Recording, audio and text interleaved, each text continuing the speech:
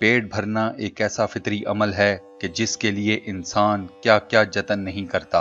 दुनिया के तमाम शहरों में आपको जा बजा खाने पीने की अशिया हर वक्त मुयस्सर रहती हैं, क्योंकि भूख किसी भी वक्त किसी भी इंसान को किसी भी लम्हे और किसी भी जगह लग सकती है।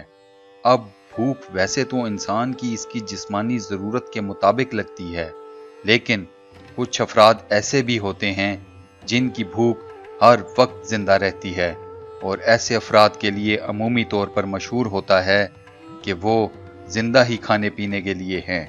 आज की वीडियो भी एक ऐसे ही शख्स के बारे में है जो अपनी बसियार खोरी की वजह से तारीख में अपना नाम अमर कर गए। वीडियो में मज़ीद आगे बढ़ने से पहले हम आप सब दोस्तों से गुजारिश करते हैं कि हमारे चैनल को ज़रूर सब्सक्राइब फरमाइए, ताकि ना सिर्फ हमारी हौसला अफजाई हो बल्कि आपको भी मुफीद इल्मी और मालूमाती वीडियोस सबसे पहले मौसूल हों।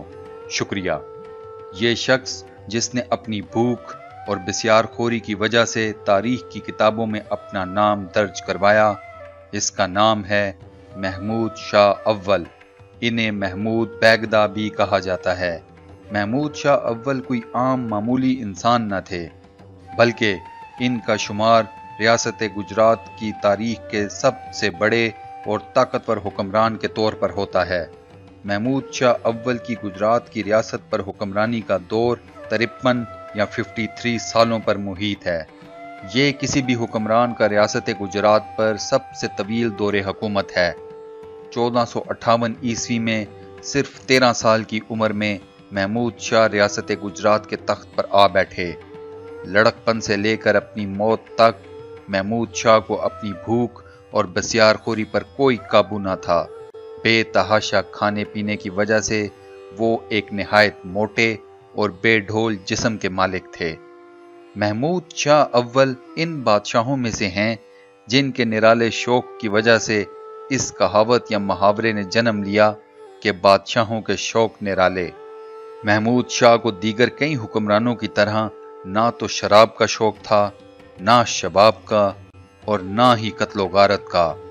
इनका बस फकत एक ही शौक था, और वो था खाना और मजीद खाना। मशहूर मौर्रिखीन और सफ़र नवीसों ने अपनी तसानीफ में महमूद शाह की एक वक्त की खुराक के बारे में कुछ यूं लिखा है। महमूद शाह का एक वक्त का खाना एक टीले की शक्ल में इनके सामने परोया जाता था। इस खुराक के टीले का वजन तकरीबन 40 किलोग्राम के करीब होता था। बादशाह सलामत अकेले ये तमाम का तमाम खाना चट कर जाते। महमूद शाह अव्वल नाश्ते में एक बर्तन खालिस शहद, एक हांडी खालिस मक्खन और तकरीबन 150 केले नोश फरमाते, और ये सब उनका रोज का मामूल था। महमूद शाह अव्वल दोपहर और रात के खाने के बाद मीठा भी नोश फरमाते। तकरीबन 40 किलोग्राम की खुराक खाने के बाद भी महमूद शाह अव्वल को मीठा जरूर चाहिए होता था। चुनाचे हर रोज दोपहर और रात के खाने के बाद महमूद शाह अव्वल 5 सेर मिठाई भी तनावुल फरमाते, क्योंकि उनका कहना था कि मीठे के बगैर खाना अधूरा रहता है। महमूद शाह की भूख और बसियार खोरी की दास्तान यहाँ ख़त्म नहीं होती दोस्तों। रात को महमूद शाह के सोने से पहले इनके खादिम इनके शाही पलंग के दोनों अतराफ कीमे भरे समोसों के 2 तश्त रख जाते। इसकी वजह यह थी कि अक्सर रात को बादशाह सलामत को भूख लग जाती थी, और इस भूख की वजह से इनकी आंख भी खुल जाती थी। बादशाह सलामत अपनी भूख को फिर इन समोसों से मिटाने की कोशिश करते थे। महमूद शाह की बसियार खोरी का किस्सा यहाँ तमाम नहीं होता। अब हम आपको महमूद शाह अव्वल की एक ऐसी अजीबो गरीब आदत का बताएंगे कि जिसे सुनकर आप भी बेइख्तियार चौंक उठेंगे। बाज़ मोतबर तारीख नवीस लिखते हैं कि महमूद शाह अव्वल हर खाने में मुख्तलिफ किस्म के इंतहाई खतरनाक और जानलेवा जहर भी डाला करते थे, और फिर वो ये खाना तनावुल भी फरमाते। इस अजीबो गरीब आदत के पीछे एक खास वजह भी थी।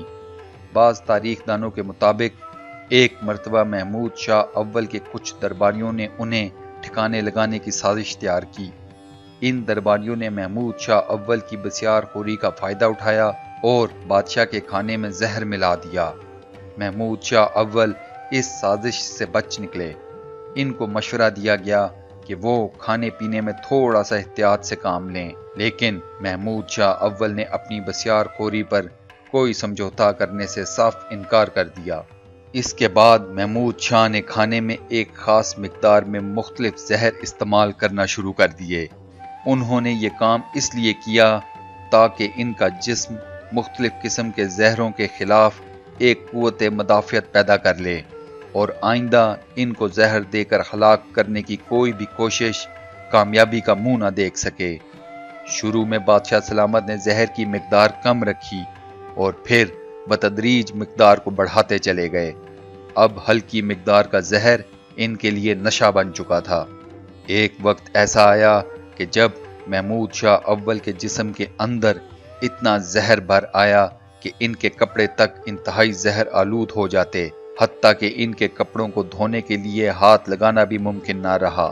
اس صورتحال کو دیکھ کر محمود شاہ نے حکم دیا کہ ان کے اتارے ہوئے کپڑوں کو آگ لگا دی جائے، اور پھر یہ بات معمول بن گئی۔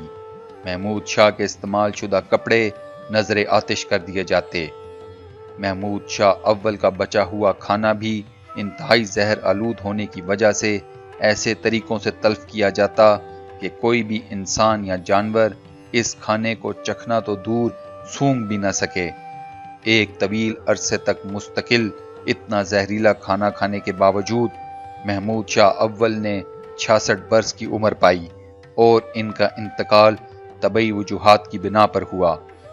محمود شاہ اول ایک بہترین حکمران تھے۔ انہوں نے پرتگیزیوں کے خلاف ایک زبردست جنگ بھی لڑی۔ محمود شاہ اول اس بات کے سخت خلاف تھے کہ پرتگیزی سرزمین ہندوستان پر اپنی کالونیاں آباد کریں۔ واسکو ڈے گاما نے محمود شاہ اول کو رام کرنے کی کافی کوشش کی، مگر وہ ناکام رہا۔ آخر میں دونوں اقوام میں ایک جنگ بھی ہوئی۔